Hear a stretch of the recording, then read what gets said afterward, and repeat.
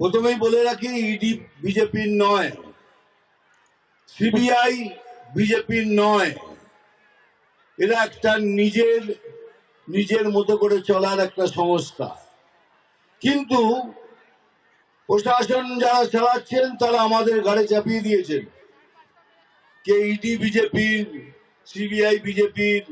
আচ্ছা বলুন তো, কোথায় কেমন ইডি কোনোদিন কোন বাড়িতে ছাপা মেরেছে যারা কোনোদিন দুর্নীতি করেনি? বলুন।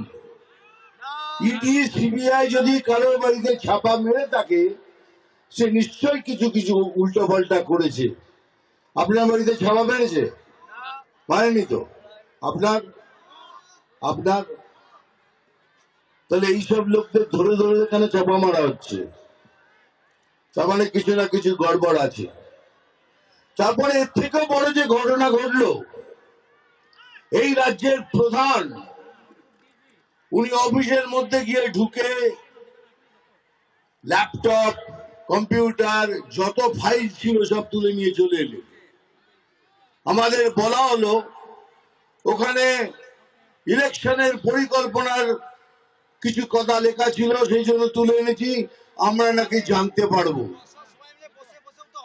আপনি চুপ করবেন? বলা হলো কিছু পরিকল্পনা আছে, তো জানতে চাই কি পরিকল্পনা করেছেন। আগের বার তো ইলেকশনের পর গণহত্যা করেছেন, লোকেদের বাড়ি জ্বালিয়ে দিয়েছেন। এইবার কি করবেন? মুন্ডুটাকে ছেদন করে দেবেন, ফাঁসি চড়িয়ে দেবেন? কি পরিকল্পনা আপনাদের? আমরা বুঝি সে পরিকল্পনা।